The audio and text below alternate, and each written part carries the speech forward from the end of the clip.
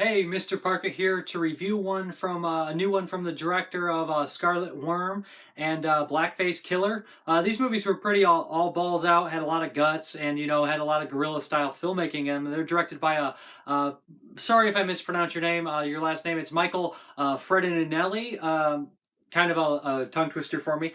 But yeah, this one's called Desert Mirage. I had not really heard about it. The director contacted me, asked if I was interested. I enjoyed his other movies, so yeah, I put this one in. He sent a digital copy over to check out. Yeah, this is a bizarre one. Pretty unique movie, actually. It's going to be compared to Who Framed Roger Rabbit, but it's really not like that. We have this kind of down on his luck loser. He's aspires to, create inventions and be an animator and stuff. He aspires to be a lot. He's kind of a deadbeat. He lives with his parents. He belittles his mom and then is belittled by his father. And then he kind of searches out his brother, who's a big-time animator, played by the film's director.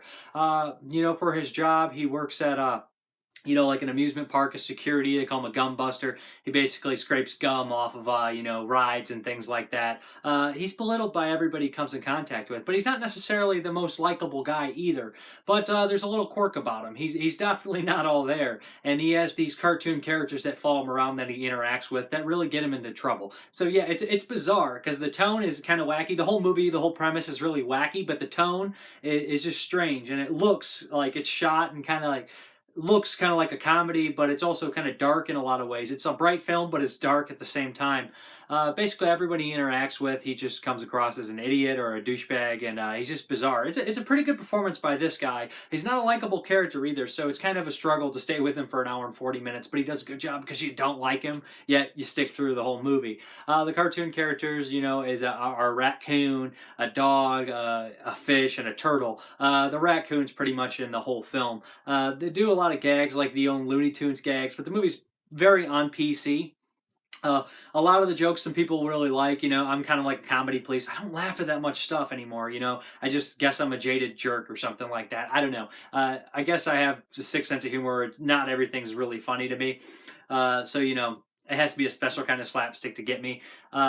Some of it is funny, some of it's clever. There's a lot of animation added into the movie, actually a couple full animated scenes, which I think are a nice touch, and it takes guts to do a movie like this. What separates this movie that kind of won me over, I'm not like I said, I'm not like a huge fan of it, but I don't hate it either, and it is interesting. What won me over is the ending, because it just comes not out of nowhere. It's building up to it, but it's still a surprise. And I don't want to spoil it, but, it takes kind of a turn, and it just gets really freaking crazy. And, that's what kind of I expected the whole movie to be with this director. But it's still in there at the end, and that it doesn't happen throughout the entire film, sort of, but then it hits it at the very end is kind of a shock, to be honest.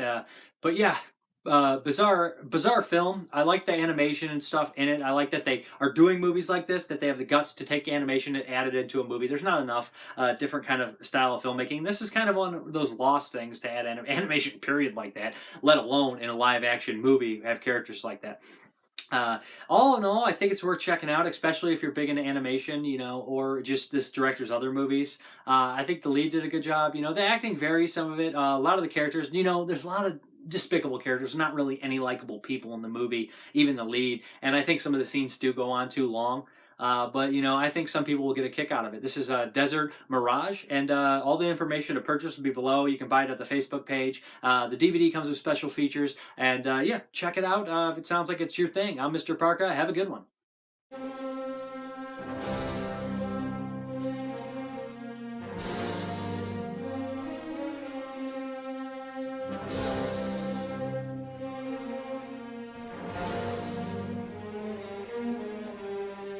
Last time I spoke with Dad, Cliff here was head gumbuster to Santa Cruz Beach Boardwalk.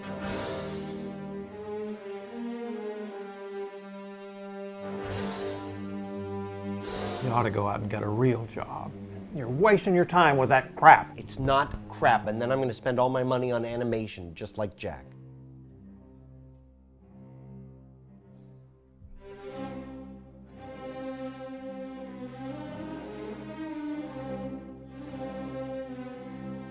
I'm so tired of waiting for my talent to make me rich.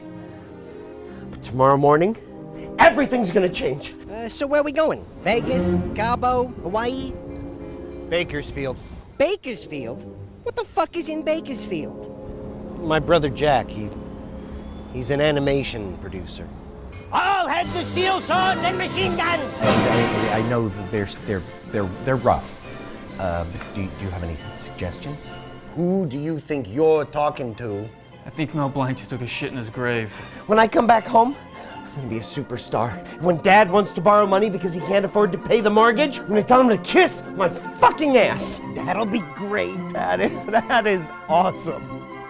Let me do my business! Anyone else I think about your fucking first grade layouts? They're horse shit. This is bullshit.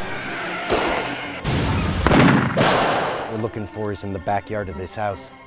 Keep your voice down.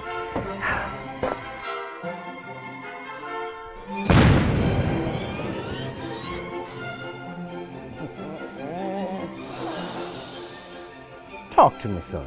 Tell me what's on your mind. You don't give a shit about family! This is a family-friendly park. As Jesus said, fuck this. You got people making your life miserable? You get the fuck out of my house! Shut the fuck up and get out! Yes. Well, then niggas gotta die. Stamps gotta be posted, nuts gotta be kicked, asses gotta be slapped. Wake up,